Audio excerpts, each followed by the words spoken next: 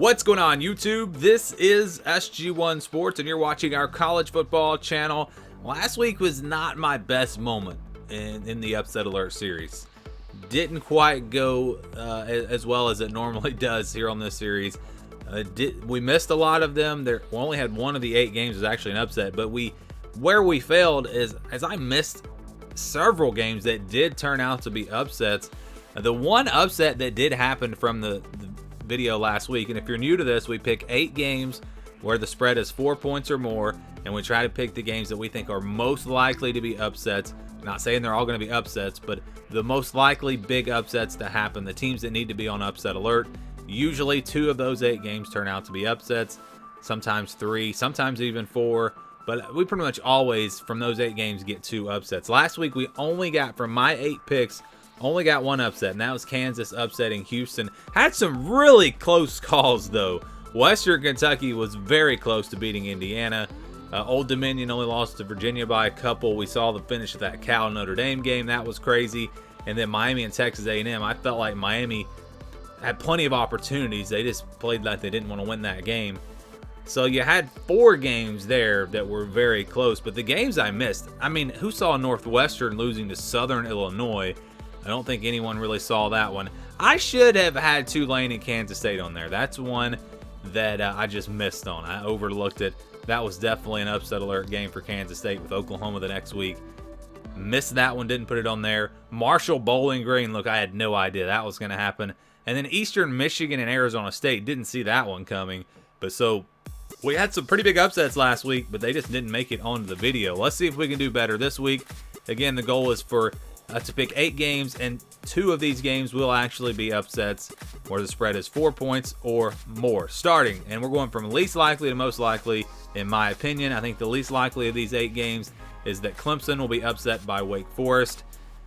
I just think it's a bad matchup for Wake Forest. That defensive line for Clemson, they should dominate in this game. But if they don't, if Wake Forest can do better up front and they can protect Sam Hartman, the offense for Wake Forest will score points in this game. And we've seen Clemson's offense look a little stagnant at times. We've seen their pass defense struggle. So there are some opportunities here for Wake Forest to possibly make this a game. But can they win at the line of scrimmage? That's what it's going to come down to. Maybe they've made some adjustments from last year's game. Maybe they'll have some tweaks, some surprises for Clemson. And possibly we see a big upset. Only a 7-point spread, so Vegas thinks this game could be close.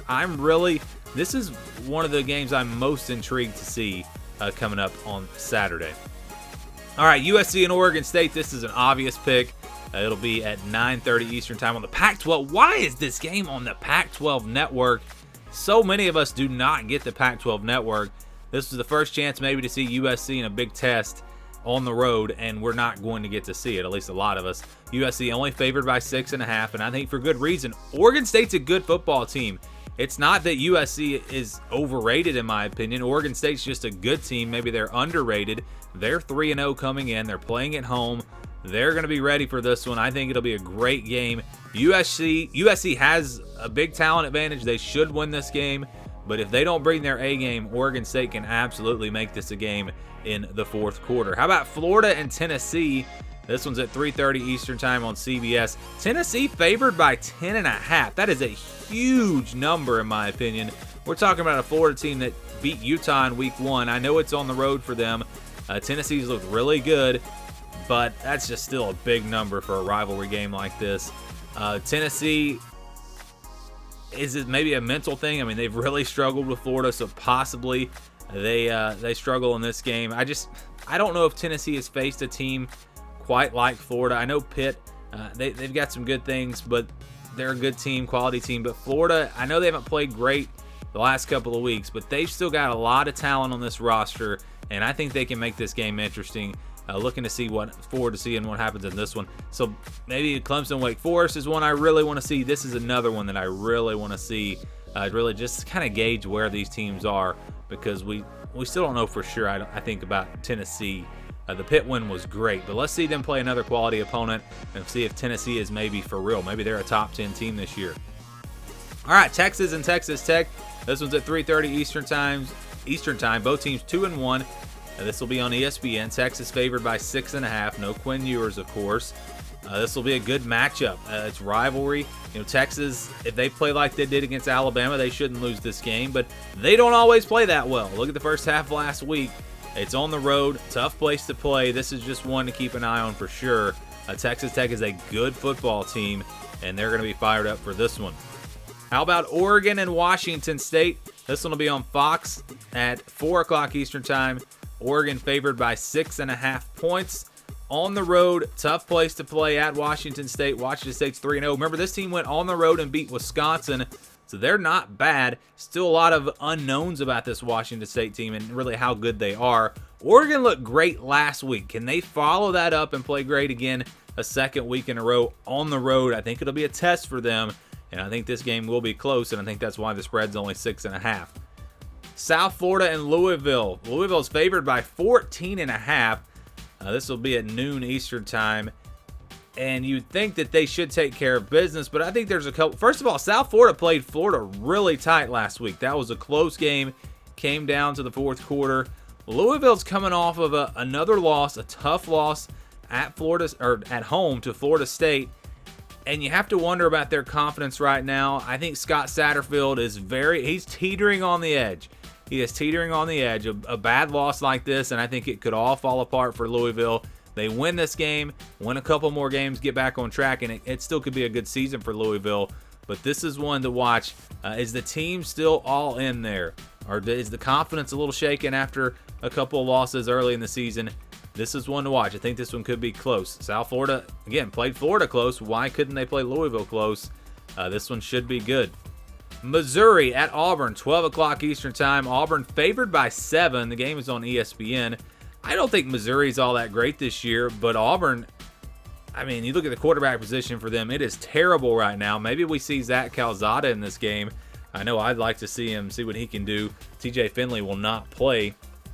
So this will be a test, I think, for Auburn, playing with a young quarterback. Robbie Ashford most likely going to start. Against a Missouri defense, it's not too bad. It's an SEC caliber opponent.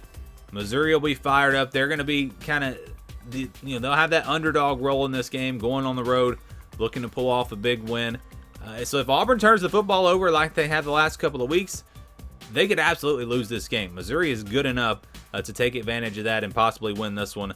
So that'll be a close one, I think. Looking forward to seeing what happens in that one. And then finally, we have Iowa at Rutgers. This game's at 7 o'clock Eastern Time on FS1. Iowa's favored by 7.5. They found a little bit of offense last week. Still didn't score a ton of points. They scored more than I thought they would against Nevada. But Rutgers is 3-0. They're confident. They're playing at home.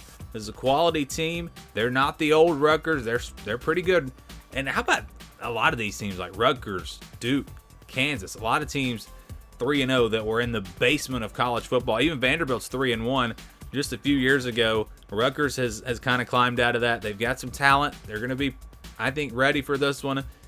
And we could possibly see a big upset here. Rutgers 7.5-point favorites against Iowa, or excuse me, underdogs versus Iowa. We'll see how that one turns out. A couple teams that I just wanted to mention. I can only pick 8 games, but let's talk about Michigan and Ohio State really quickly. Michigan playing Maryland. Could be a tricky game because Cade McNamara being injured means all the pressure is on J.J. McCarthy. This is really the first game he has had at Michigan where he's been the starter, where it's been his game, and he's actually playing against a quality opponent. I think he'll do fine. I think he's going to be great for Michigan, but it's worth watching to see how he plays in this game.